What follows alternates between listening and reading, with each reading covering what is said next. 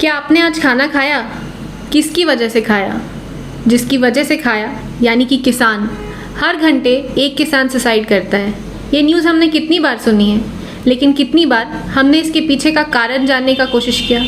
क्योंकि ये जानना ज़रूरी है, ना सिर्फ किसानों के लिए, बल्कि आपके, हमारे और उन सब लोगों के लिए जिनकी भूख मिटाने का कारण सिर्फ और सिर्फ किसान है। भारत गेहूं और धान का सबसे बड़ा एक्सपोर्टर है, जो हमारे देश का स्टेपल फूड है। पर क्या उस गेहूं और धान की खेती से सच में किसान को फ़ायदा होता है? 2023 से 2024 में 16,500 मेट्रिक टन गेहूं और धान के एक्सपोर्ट के बाद भी किसान की आय में कोई वृद्धि नहीं है। अब क्या आप ये सोच सकते हैं कि आपके परिवार का एक महीने का खर्चा 10,000 रुपये में चल जाए? अगर नहीं, तो आपको ये बता दें कि national monthly income of agriculture household के अनुसार एक किसान की एक महीने की आय मात्र 6,523 रुपये है, और ये स्टेट वाइज वैरी भी करती है। इसका मतलब कि कई स्टेट्स में एक किसान की एक महीने की आय मात्र 6,000 रुपये प्रति महीने से भी कम है। क्या कारण है कि उनकी आय में वृद्धि नहीं हो रही? शायद हम उनको उनका हक दिला सकते हैं। वो कैसे? आइए जानते हैं। बात करते हैं 10,000 साल पहले की। जब कृषि की शुरुआत हुई तब किसान साल में सिर्फ एक बार फसल लेता था, लेकिन डबल मानसून आने के कारण किसान साल में 2 बार फसल लेने लगा। उस समय तक भारत कृषि के क्षेत्र में सबसे आगे था। अंग्रेजों के आने से भारत में कृषि के क्षेत्र में भारी गिरावट हुई। उसका कारण ये था कि उन्होंने भारतीय किसानों को सिर्फ इंडिगो अथवा नील की खेती करने में मजबूर किया और उनकी उपज का अधिकतम हिस्सा टैक्स के नाम पे अपने पास रख लेते थे और बचे हुए हिस्से को कम दाम में खरीदते थे। वो साल था 1777, जब बंगाल से इंडिगो की खेती शुरू हुई, क्योंकि यूरोप में इंडिगो की भारी मांग थी। अंग्रेजों को भी इसमें बहुत दिलचस्पी थी, क्योंकि इसमें उनको भारी मुनाफा मिलता था। दूसरी तरफ भारतीय किसान नील की खेती करने से बचते थे, क्योंकि उपज का अधिकतम हिस्सा अंग्रेज अपने पास रख लेते थे और बचे हुए हिस्से को कम दाम में खरीदकर उनका शोषण करते थे। आज भी हमारा देश कृषि प्रधान देश है, पर क्या विडंबना है इस देश की कि आज भी हमारे किसान की हालत सबसे खराब है।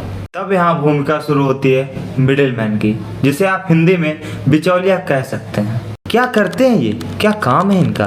क्यों इनकी वजह से किसान पैसे नहीं कमा पा रहे हैं? मान लेते हैं एक मार्जिनल किसान है जिसके पास 1 से 2 बीघा जमीन है। वो 1 बीघे जमीन में आलू की खेती करता है। अगर हम उसकी लागत की बात करें तो सबसे पहले 1 बीघे में 4 से 5 कुंटल आलू की बीज की ज़रूरत पड़ती है। 1 क्विंटल बीज का दाम न्यूनतम 2,000 से 2,500 हो सकता है। तो 4 से 5 कुंटल बीज के लिए किसान को 8 से 10,000 रुपये लगाने पड़ते हैं। अगर बात करें फर्टिलाइज़र अथवा खाद की, तो खाद में 3,000 से 4,000 रुपये प्रति बीघा खर्च पड़ जाता है। उसी के साथ पेस्टिसाइड और हर्बिसाइड में 500 से 1,000 तक का खर्च आता है। बीज रोपने से पहले किसान को जुताई की ज़रूरत पड़ती है, जिसके लिए किसान को 2,000 से 2,500 तक खेत में लगाने पड़ते हैं। उसके बाद किसान को सिंचाई के लिए 2,000 से 2,500 तक का खर्च आता है। अब बात करते हैं कल्टीवेशन और हार्वेस्टिंग की, जिसमें किसान को 3,000 से 4,000 तक का खर्च आता है। और ये सब करने में तो लेबर्स की ज़रूरत पड़ती ही है, जिसमें उनको 2,000 से 2,200 तक का खर्च आ जाता है। और अगर हम बचा हुआ इधर उधर का खर्च जोड़ ले तो उसमें 1,500 से 2,000 तक का खर्च आ सकता है। अब इन सब खर्चों का टोटल करें तो 1 बीघा में आलू लगाने का खर्च 22,000 से 27,500 तक आ सकता है। वहीं अगर बात करें किसान की प्रोड्यूस यानी उपज की, तो 1 बीघे में करीब 70 कुंटल तक उपज आ जाती है, और वो वैरायटी के हिसाब से ऊपर नीचे भी हो सकती है। यहीं से बात आती है मिडिल मैन की। ये मिडिल मैन किसान से 5 से 7 रुपये प्रति केजी के हिसाब से आलू को खरीदते हैं, यानी कि 500 से 700 रुपये प्रति कुंटल। इसका मतलब ये है कि किसान मिडिल मैन को 35,000 से 50,000 में अपनी उपज को बेचता है, जिसमें से उनकी इन्वेस्टमेंट यानी कि लागत को अगर हटा दिया जाए तो 14,000 से 21,500 तक का मुनाफा कमा लेता है।